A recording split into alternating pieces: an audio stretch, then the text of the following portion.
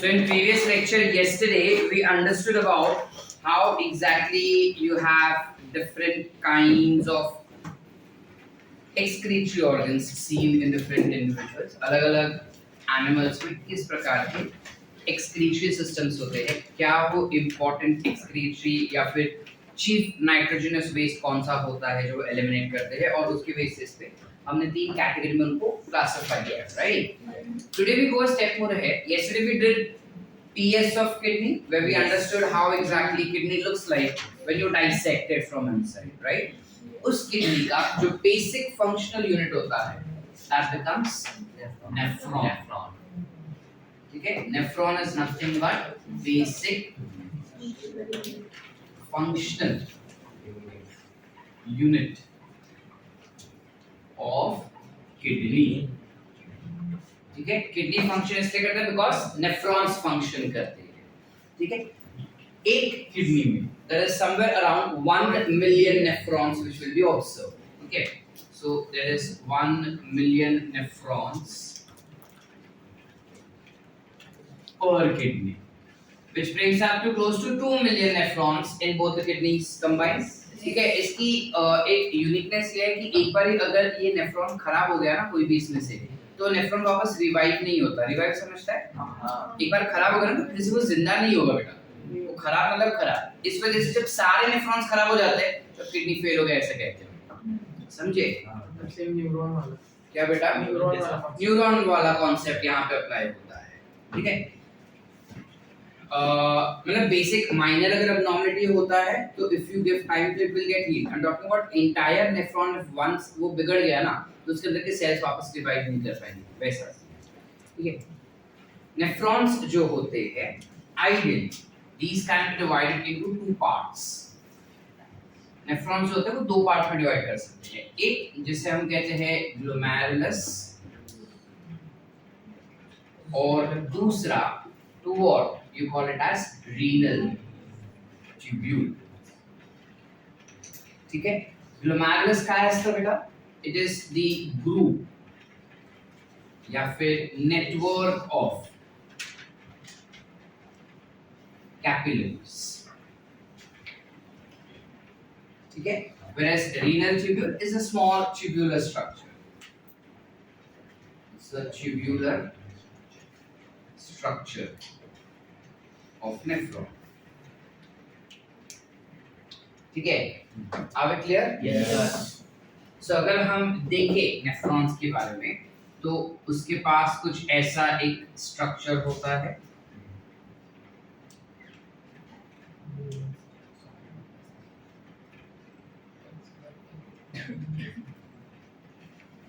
Some structure like this would be present with nephron.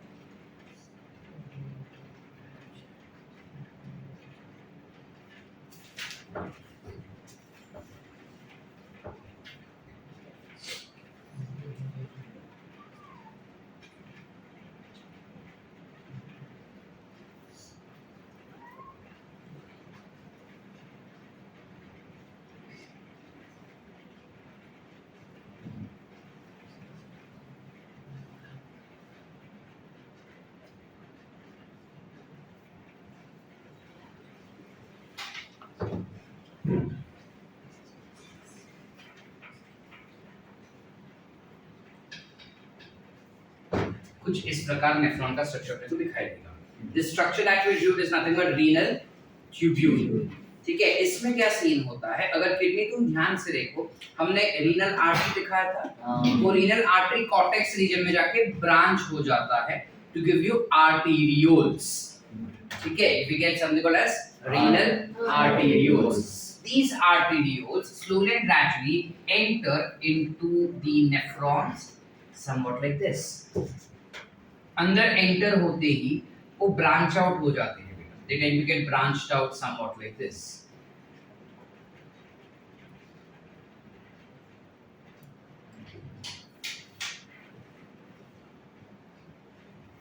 ठीक है? Network बन जाता है और वही आर्टेरियोल कैपिलरीज बनने के बाद फिर से फ्यूज हो जाते हैं and again it forms arteriole. Are we clear? Yes. So this structure that we observe over here is called as glomerulus. ठीक है? This is called as glomerulus. This what we observe.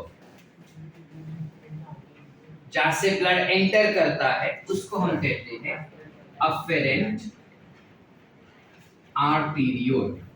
Called as afferent arteriole. यहाँ से blood वापस बाहर निकल रहा है. So this is called as efferent arterioles. ठीक है बेटा? This, as we are aware about, will be called as Bowman's capsule. This structure that we see over here is called as neck. Called as neck. This structure will be called as proximal convoluted tubule. Do you want me to give full form for this? No. It's called as proximal convoluted tubule. This that we see becomes loop of Henle's. However, when you talk about loop of Henle's, यहाँ से blood जो है वो नीचे की तरफ, मतलब filtrate जो है वो नीचे की तरफ जाता है, यहाँ पे फिल्ट्रेट ऊपर की तरफ जाता है. That's why this is classified as ascending limb of loop of Henle. This will be classified as descending limb.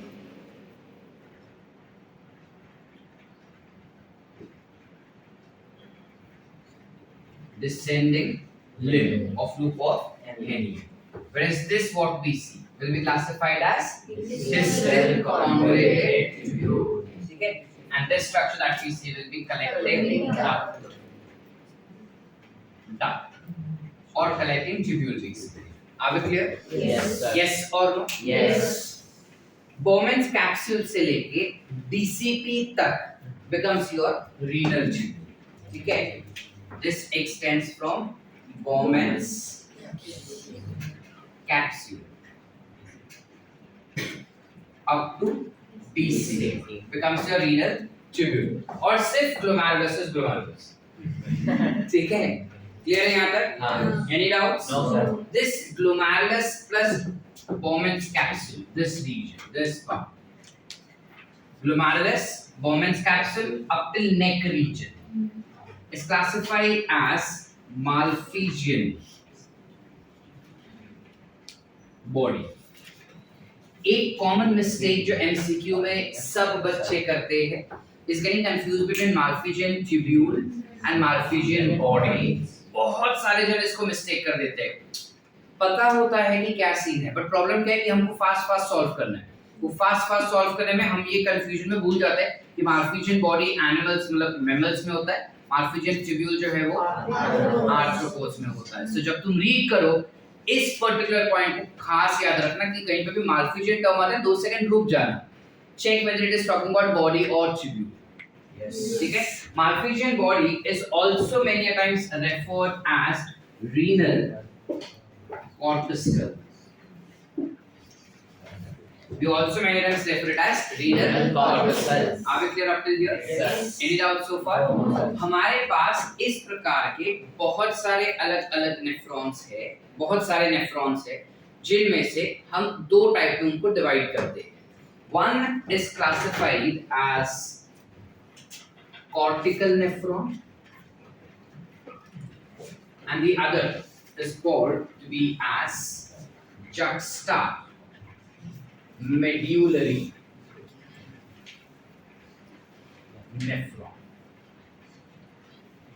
ठीक है? दो टाइप के नेफ्रॉन्स होते हैं बेटा, एक होता है कॉर्टिकल नेफ्रॉन, एक होता है जक्स्टा मेडुलरी नेफ्रॉन. अब इनमें फर्क क्या है? अगर हम किडनी का स्ट्रक्चर देखें तो उनमें कुछ ऐसे मेडुलरी पिरामिड्स है, बराबर? यस और no? Yes. In medullary pyramids में you will have nephrons present, but cortex region में ज्यादा होता है. तो अगर हमें ये पूरा देखना होगा तो यू कैन बाइफरकेट दिस कुछ इस प्रकार से. सो मेडुलर रीजन में जनरली सिर्फ हेनलीज लूप रहता है, जबकि बाकी पूरा स्ट्रक्चर कॉर्टेक्स में दिखाई देता है. ठीक है? मेडुलर रीजन में सिर्फ हेनलीज लूप रहेगा, बाकी सारा स्ट्रक्चर हमेशा कॉर्टेक्स में ही दिखाई देता है. सो अगर कोई स्ट्रक्चर ऐसे है, अगर कोई नेफ्रॉन ऐसा है, देख पा रहे हैं हम, तो इसे हम कहेंगे कॉर्टिकल नेफ्रॉन. दूसरा है जक्स्टा मेड्यूलरी, जक्स्टा यानी जंक्शन, मेड्यूलरी यानी मेड्यूला। सो दो मेड्यूला के जंक्शन में, जंक्शन यानी बीच में अगर कोई नेफ्रॉन है ऐसा, तो इस नेफ्रॉन को you call it as juxtamedullary nephron. Are we clear? Yes. Any doubts? No. So कुछ ऐसा है ये, बराबर बेटा? समझ पा रहे हैं? हाँ सर। जो कॉर्टिकल नेफ्रॉन्स होते हैं ये हमारे बॉडी में सबसे ज्यादा होते हैं, किडनी में सबसे ज्यादा कॉर्टिकल नेफ्रॉन होते हैं, मतलब 85% of nephron will always be cortical nephron, whereas juxta is contributing to only 15% of nephron. दोनों का खासियत क्या है, क्यों ऐसे दो अलग अलग टाइप के हैं? This is utilized or this is functional under normal condition. Regular conditions में जो काम करता है वो कॉर्टिकल नेफ्रॉन होता है, लेकिन this is functional during scarcity, scarcity यानी कम।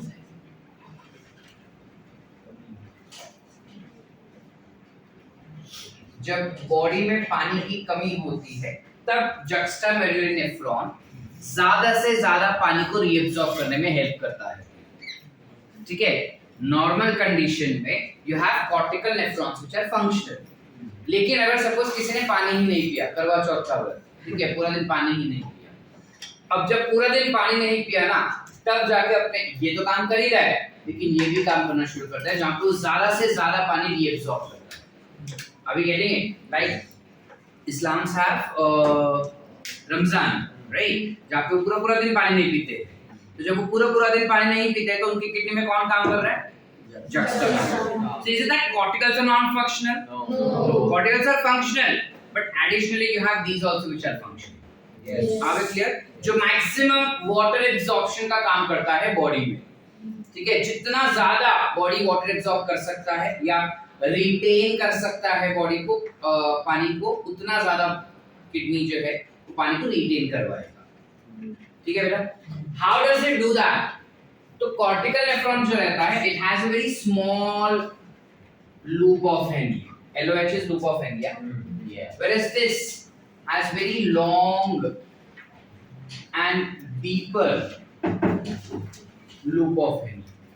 तुमको डायग्राम में दिखता होगा कि ये मैंने बड़ा बनाया है, ये छोटा है, तो ओरिजिनली काफी छोटा रीजन से, ऑब्जर्व दिस, काफी छोटा हेनलीज लूप, कॉर्टिकल नेफ्रॉन्स का काफी छोटा रीजन जो है वो मेडुला में जाता है, लेकिन हेनलीज लूप जो जक्स्टा मेडुलरी का होता है वो काफी ज्यादा डीप रहता है, it goes very deep inside the medulla, तो जितना डीप जा पाएगा ना उतना ज्यादा वो पानी रीअब्सॉर्ब कर पाएगा। कैसे करता है, क्या मैकेनिज्म है, वो हम बाद में देखने वाले हैं, अभी के लिए इतना क्लियर अपने को? हां सर। एनी डाउट सो फार? क्लियर है? So these are certain basics that we need to remember for cortical and juxtamedullary nephrons. Are we clear up till here? Yes or no? Yes. Very important. अगर ज्यादा पानी absorb करना है तो cortical nephrons के पास they lack a structure called as vasa recta. Whereas because they have longer loop of Henle, juxtamedullary nephron will have a structure called as vasa recta. अब ये vasa recta क्या है?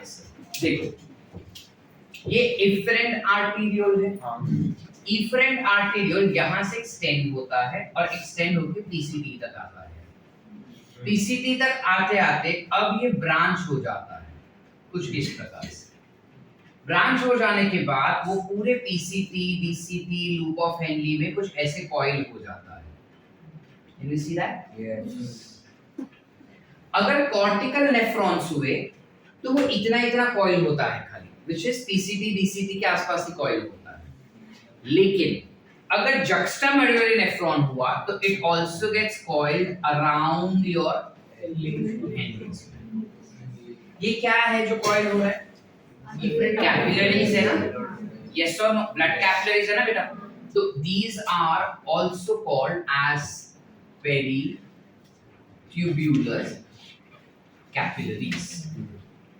क्या कहेंगे बेटा? पेरिट्यूब्यूलर capillaries.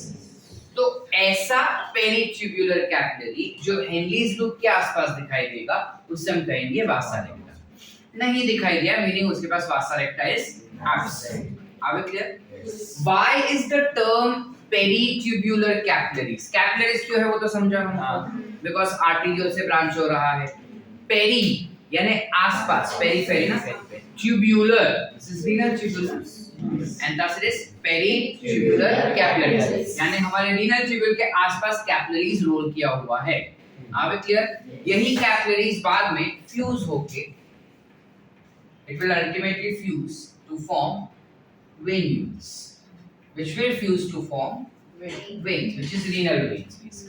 Are we clear? Yes. Okay nahi? Yes sir. Once more or understood? Understood. Once more or understood?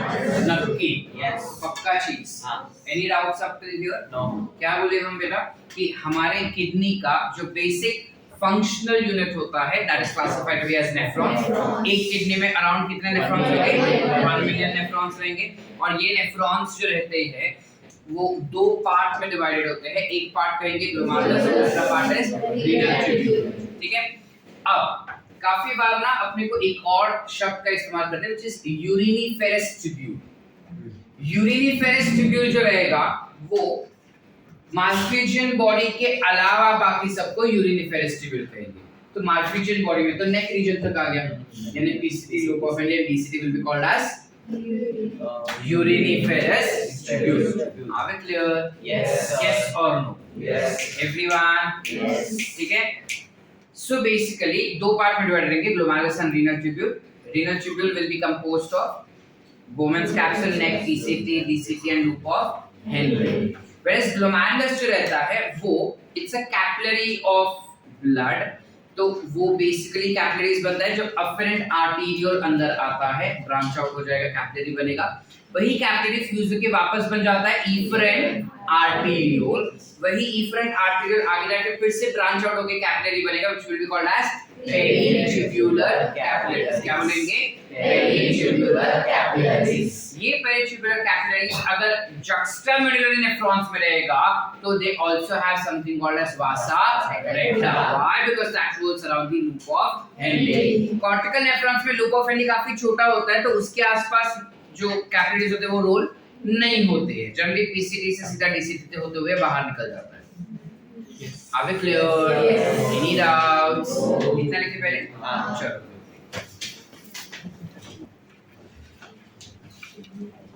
When we talk about nephrons, it becomes very very important for us to understand their histology. What is histology? History. Histology, study of tissue beta. Okay, so when we talk about histology of nephron, nephron के पास अलग अलग reason होते हैं ना, तो सबसे पहला reason अपने पास आ जाएगा something called as Bowman's capsule. जो बोमेन्स कैप्सूल होता है उसके पास दो रीजन होते हैं, एक होता है विसरल रीजन और एक होता है पैराइटल रीजन। Visceral region यानी वो region which is towards the glomerulus, which is this. Okay, so this region that we see becomes visceral region, this entire. ठीक है, जबकि opposite वाला region यानी ये वाला जो region अपने को दिखता है that becomes parietal। ठीक है, ये चीज हम पहले भी कर चुके हैं, मैंने बताया था तुमको। जो organ के नजदीक रहेगा that will be visceral, जो रहेगा parietal। तो विसरल रीजन जो रहता है बोमेन्स कैप्सूल का that is composed of specialised squamous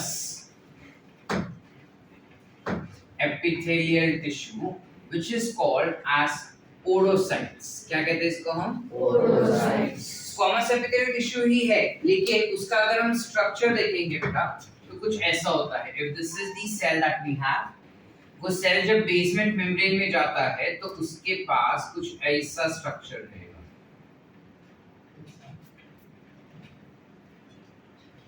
Are we able to understand something, some leg-like structure which is seen in it?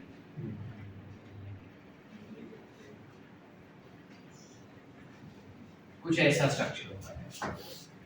At one end of this squamous epithelial tissue, you have leg-like structure which is towards basement membrane. That's why you classify it to be a specialized squamous epithelial tissue called as podocyst. ठीक है?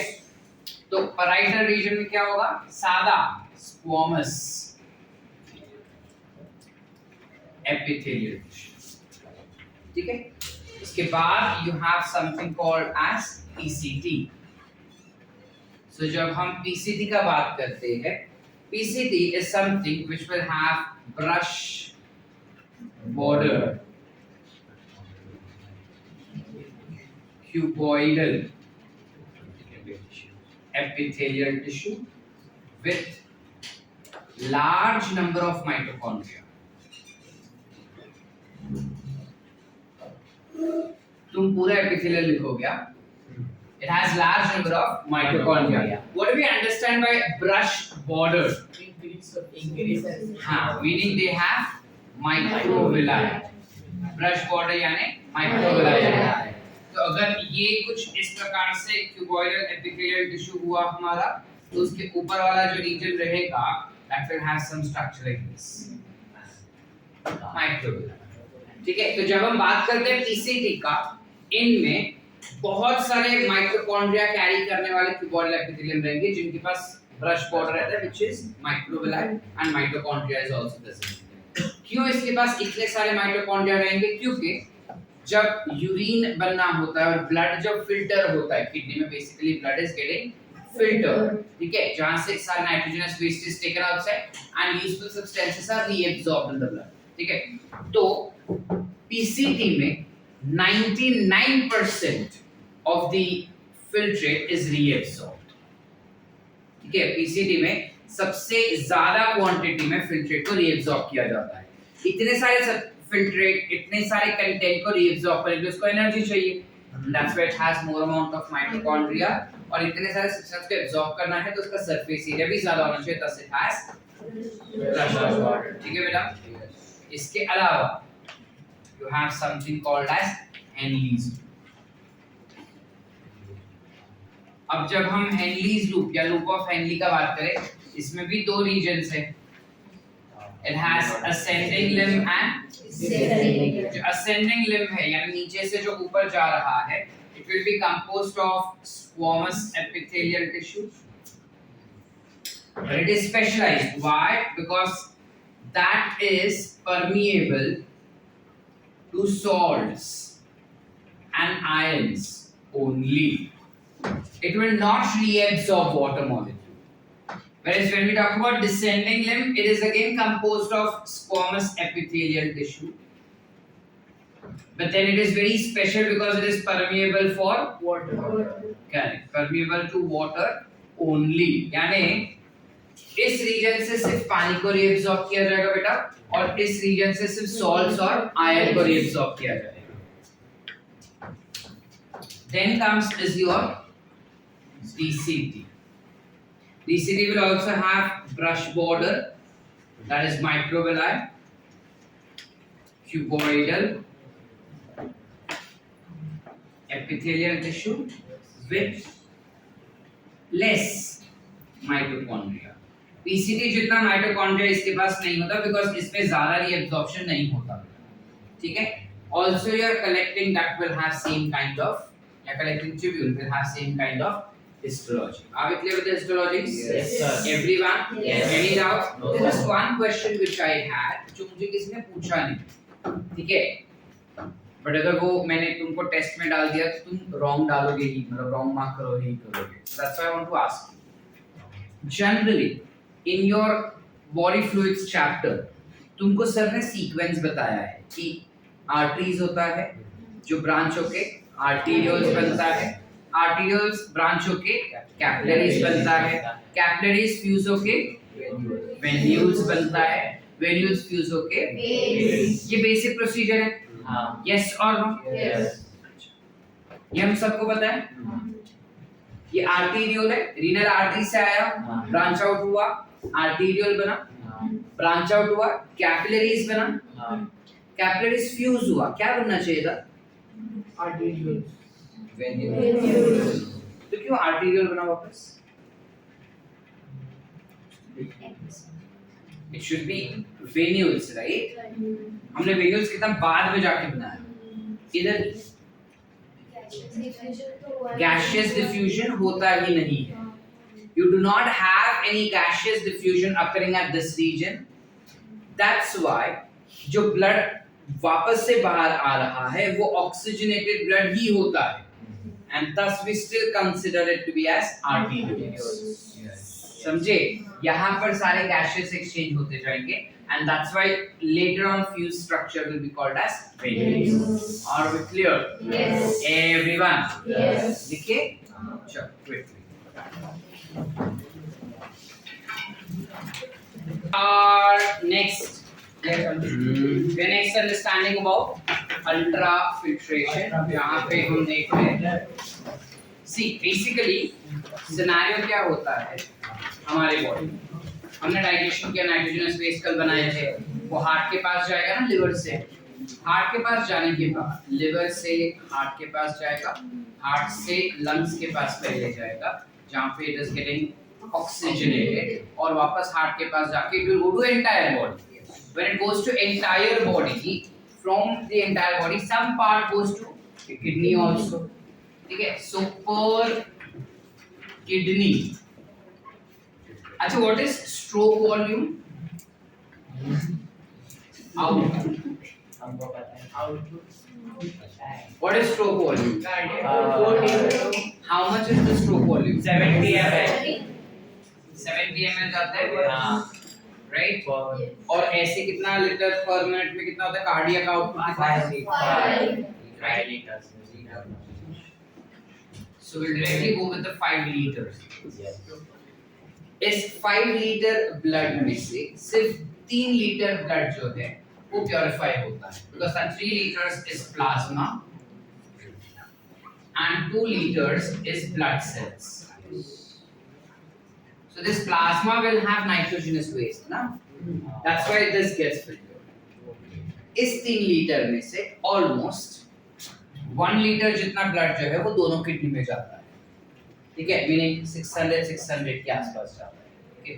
So per kidney 600 to 650 ml blood is passed. ठीक है? ठीक है. अब जब kidney में ये ब्लड जाता है तब from Bowman's capsule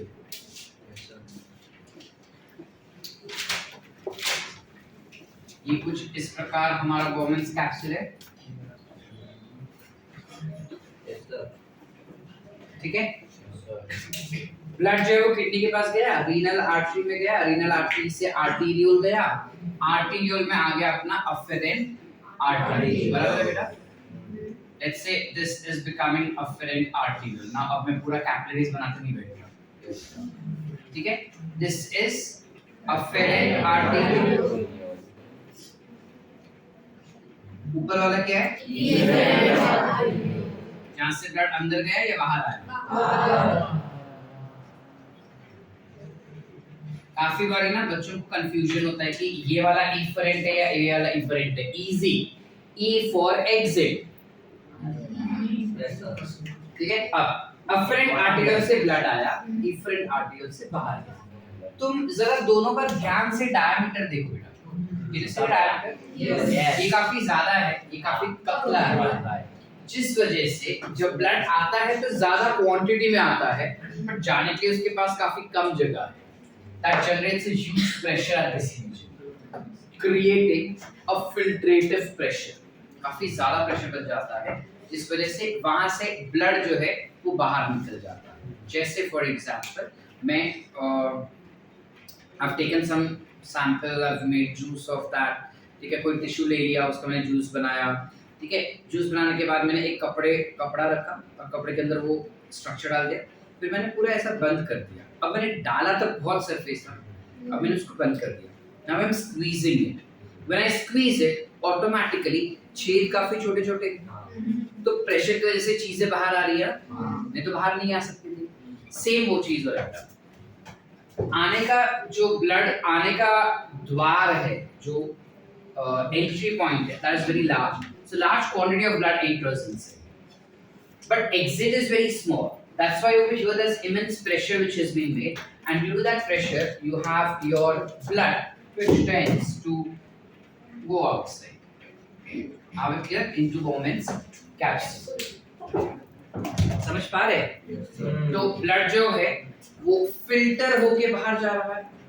So the fluid that we obtain over here is called as filtrate. ये हम बायोमोलिक्यूल में भी टर्म पढ़ चुके हैं. We call it as filtrate. ठीक है बेटा? So throughout the passage of this fluid in PCT and leads to PCT, we call it as filtrate. Are we clear? Yes or no? Yes. पक्की बात? चले आगे. यही फिल्ट्रेट आगे जाके यूरिन बनता है. तो when you talk about process of urine formation, it generally occurs in 3 steps. The first step that we have is called as ultrafiltration, जो हम आज करेंगे. The second step that we have is called as renal secretion. Along with that, you have tubular secretion.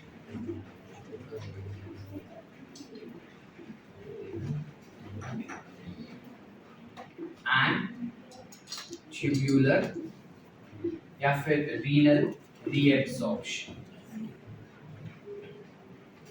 ये दोनों step हम कल करेंगे, आज के लिए सिर्फ ये एक ही स्टेप करेंगे.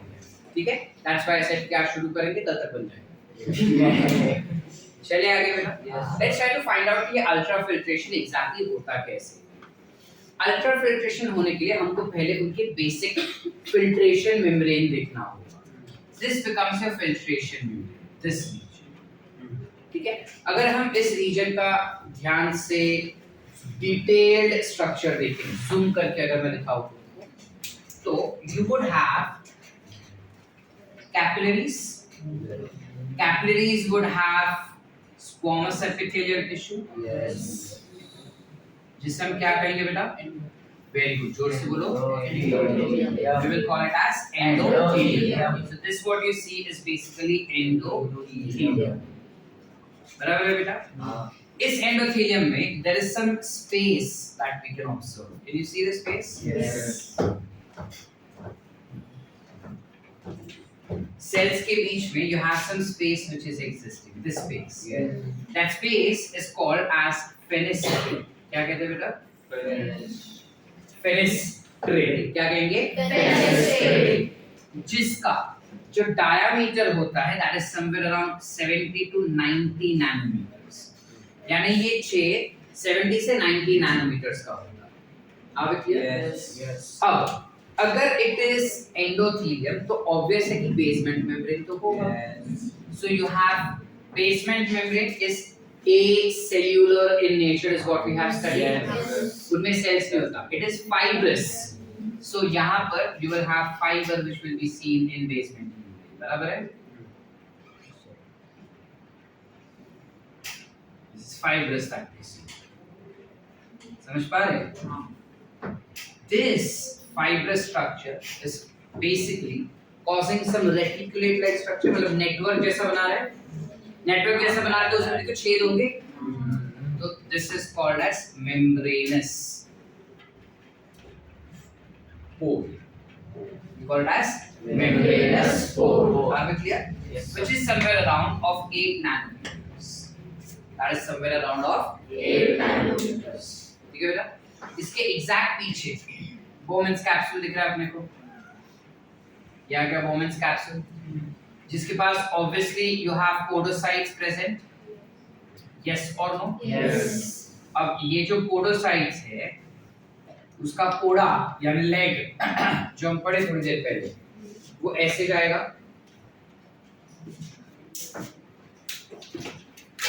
If this is one podocyte this is another podocyte, ऐसे बाजू बाजू में है बराबर पूरा।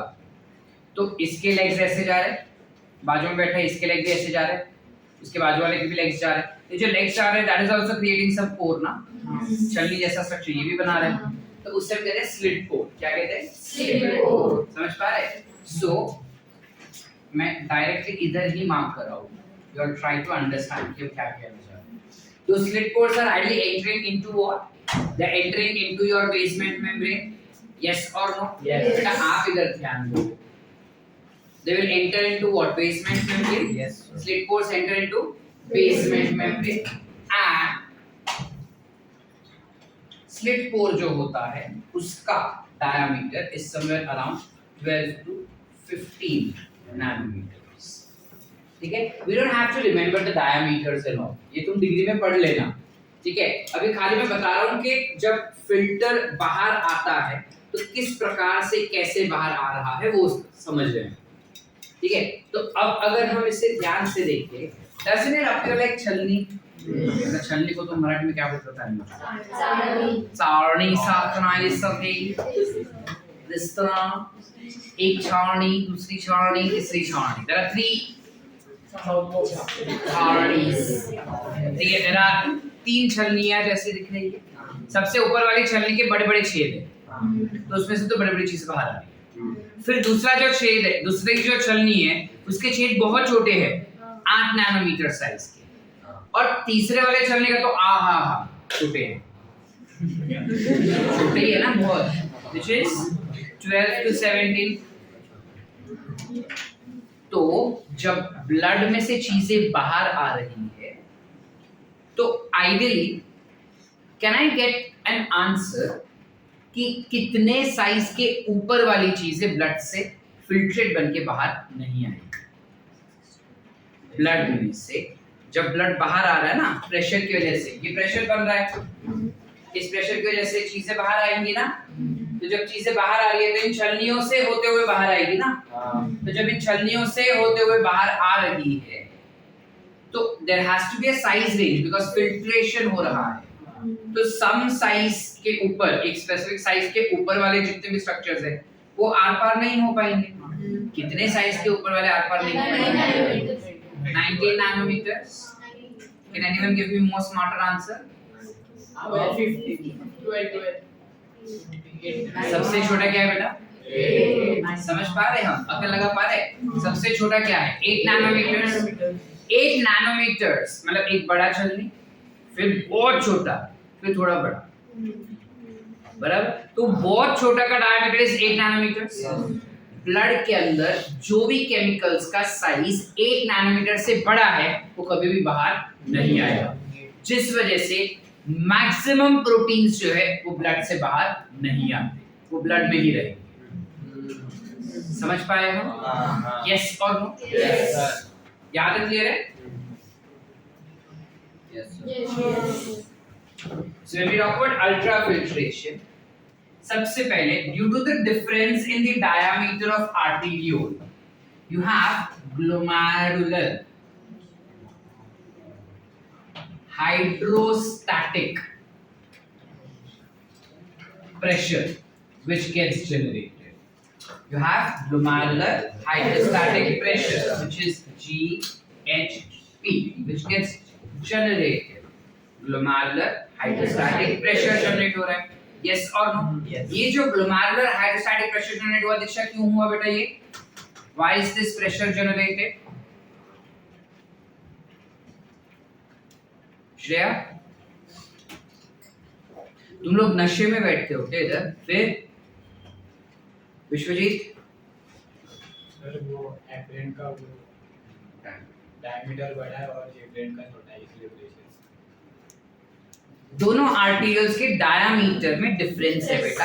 आने के लिए बहुत बड़ा जगह है, जाने के लिए छोटा जगह है। इमेजिन करो कि ये बड़ा सा जगह है जहाँ से आ रहे लोग, जाने के लिए वो छोटा सा डोरी है, तो ऑब्वियसली यहाँ पे भीड़ बढ़ जाएगी ना। समझ पा रहे? धक्का मुक्की होगा, जिस वजह से कुछ लोगों को धक्का मारेंगे तो प्रेशर जनरेट होगा और इस प्रेशर की वजह से कोई आजू बाजू भी गिर सकता है। सेम चीज हो रहा है, तो इस प्रेशर की वजह से चीजें जो है वो कैपिलरी से बाहर आ जाती है। अब कौन सी चीजें बाहर आएंगी? जिसका साइज 8 नैनोमीटर से छोटा है वो बाहर आ जाएगा, बराबर। अब क्यों आ रहा है? Because of a pressure. कौन सा प्रेशर बना? Glomerular pressure. ग्लोमेरुलर बोला बिकॉज ग्लोमेरुलर से प्रेशर बना। हाइड्रोस्टैटिक बिकॉज अंदर पानी है ना भाई, प्रेशर, ठीक है। ग्लोमेरुलर हाइड्रोस्टैटिक प्रेशर कितना होता है? Somewhere around 60 mm of Hg. That pressure is close to 60 mm of Hg. Have you clear up till here? Yes. So 60 mm of Hg का प्रेशर जनरेट होने की वजह से फिल्ट्रेट जो है वो ब्लड से बाहर आता है, ग्लोमेरुलस से बाहर आएगा into Bowman's capsule. Have you clear? Yes. लेकिन अब जब ये फिल्ट्रेट बाहर जा रहा है तो सारे प्रोटीन्स को लेके नहीं जा रहा ना, हमने कहा जो 8 नैनोमीटर से बड़े वो तो नहीं जा रहे, तो प्रोटीन क्या बोलेंगे? इन सारे फिल्ट्रेट को, मतलब पानी के मॉलिक्यूल्स को फिल्ट्रेट, मतलब पानी का मॉलिक्यूल हुआ ब्लड पानी से भरा है, तो पानी के मॉलिक्यूल को पॉकेट बैठेगा और बोलेगा नहीं बाबू मेरे बगैर नहीं जाने का, करेक्ट? अब बाबू पिघल गया। समझ पा रहे हम या नहीं समझ पा रहे? जो मॉलिक्यूल्स फिल्टर नहीं हो पा रहे हैं, जो मॉलिक्यूल्स हमारे ग्लोमेरुलस से बाहर नहीं आ पा रहे हैं, वो मॉलिक्यूल्स वाटर मॉलिक्यूल के साथ बाइंड हो जाएंगे and they will not allow it to move outside. Such kind of molecules are called as colloid. We call it as colloid. So ideally they are present in blood. So blood colloidal particles है ना ये, which are generating what? Blood colloidal osmotic pressure. It generates blood colloidal osmotic pressure. प्यार से कहेंगे BCOP. Clear बेटा? Blood colloidal osmotic pressure क्या है समझा? ब्लड के अंदर काफी सारे केमिकल्स पीछे छूट जाते हैं, वो फिल्टर नहीं हो पा रहे हैं, तो जो पार्टिकल्स पीछे छूट गए वो वाटर मॉलिक्यूल के साथ बाइंड कर जाते हैं, जिस वजह से वाटर मॉलिक्यूल आइडियली आगे पास नहीं हो पा रहा। ये कितना प्रेशर जनरेट करता है? So somewhere around of 35 mm of Hg. आप क्लियर बेटा? It generates a pressure of 35 mm of Hg. समझ पा रहे? अच्छा, क्या ये दोनों प्रेशर सेम डायरेक्शन में काम कर रहे हैं? सेम डायरेक्शन में meaning this is allowing water to move outside. Yes. It is forcing water to go outside. Yes. Is it forcing water to go outside? No. तो ये इसको सपोर्ट कर रहा है या अगेंस्ट है? Against. तो मुझे ये इसका ये प्रेशर इस प्रेशर को कम करना चाहिए या बढ़ाना चाहिए? समझे हम क्या हो रहा है? मिस्टर विपल नहीं समझा ना लास्ट वाला? देख, ये क्या कर रहा है? ब्लड कोलॉइडल पार्टिकल्स है which are not allowing water to go outside. This is forcing that water to go outside ना, ब्लड में से। समझ पा रहे? तो ये इसके अगेंस्ट हुआ ना, तो इसका प्रेशर कम करेगा ना ये। समझ पा रहे? कि तू घूमने जाना चाहता है लेकिन तेरी गर्लफ्रेंड बोलती है नहीं तू मेरे साथ रहे, ठीक है? तेरा फ्रेंड बोलता है नहीं तू मेरे साथ चल, तेरा मन ज्यादा उस तरफ है, इधर कम है, तो तू बाबू को समझा के जाएगा ना? समझा? अब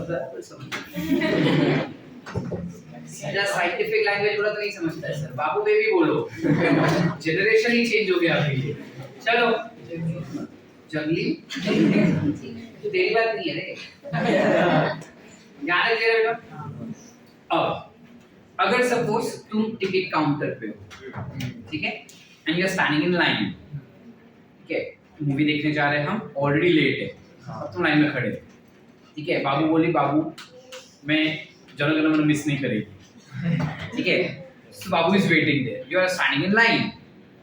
अब पीछे से दो बंदे आके बोलते प्लीज यार हमको आगे जाने दो फटाफट, तो तुम क्या बोलोगे? पागल है क्या, मैं पहले आया, पहले मैं लेगा फिर तू लेगा, यस और नो? सेम चीज मेरा, जब फिल्ट्रेट बाहर आ गया और बोमेन्स कैप्सूल के अंदर तो ऑलरेडी कुछ फिल्ट्रेट है ना, will that filtrate allow new filtrate to come out? वो बोलेगा मैं पहले आया, पहले मैं प्योरीफाई होगा फिर तू प्योरीफाई होगा, यस और नो? यस।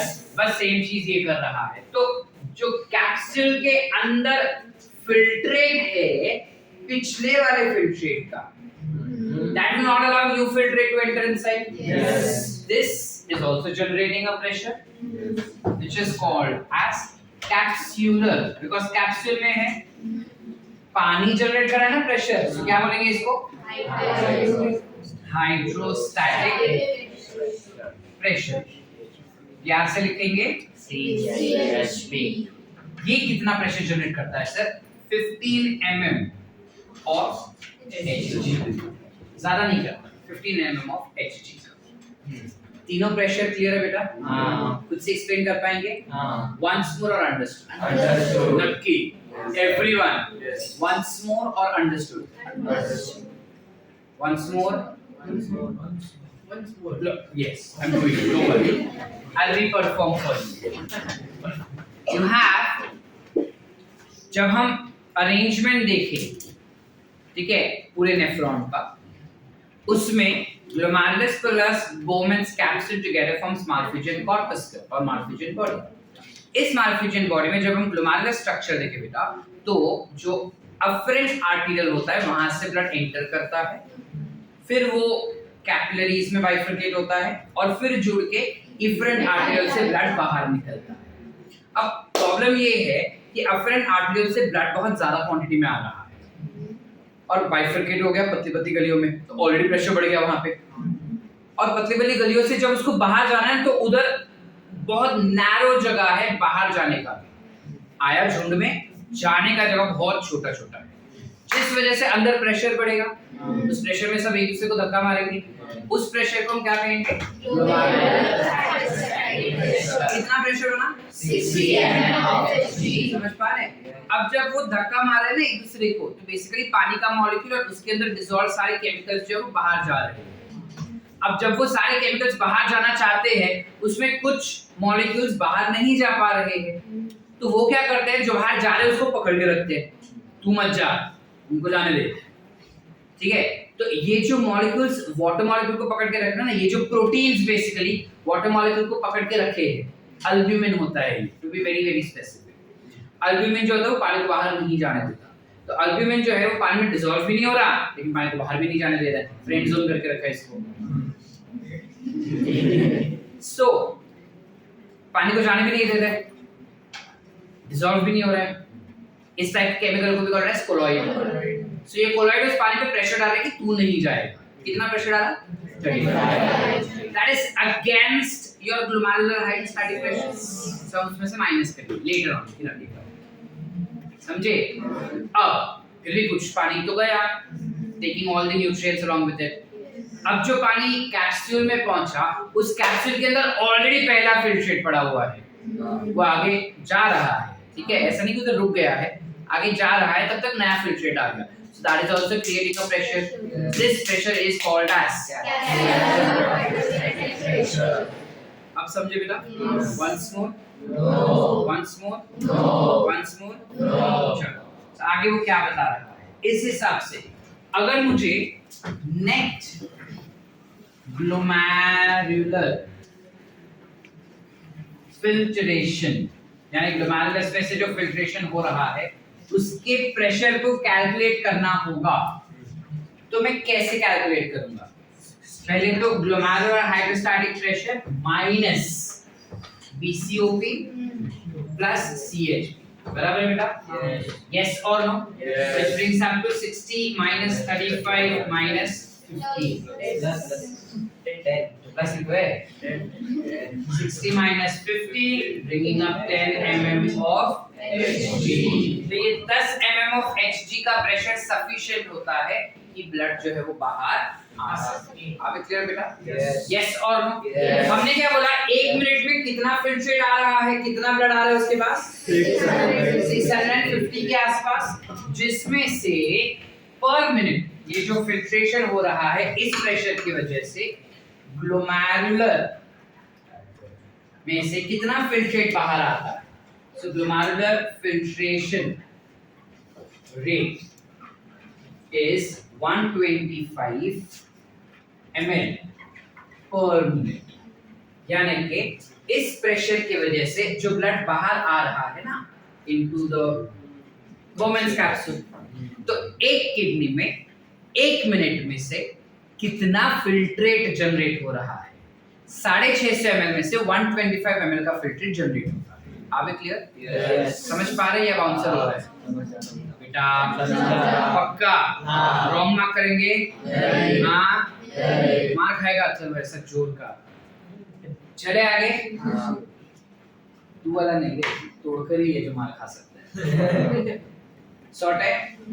इस हिसाब से एक दिन में अगर एक मिनट में 125 ml है तो एक दिन में कितना फिल्ट्रेट बना पाएगा वो 180 liters per day. This becomes your glomerular filtration rate. काफी बार प्यार से GFR भी कहते हैं, ध्यान रखना इसको. Very important MCQ for your NEET examination and YY. Yes, sir. ठीक बेटा? एक बार. Yes, sir. अकल में घुस रहा है? सॉर्ट है यहाँ तक? Any doubts?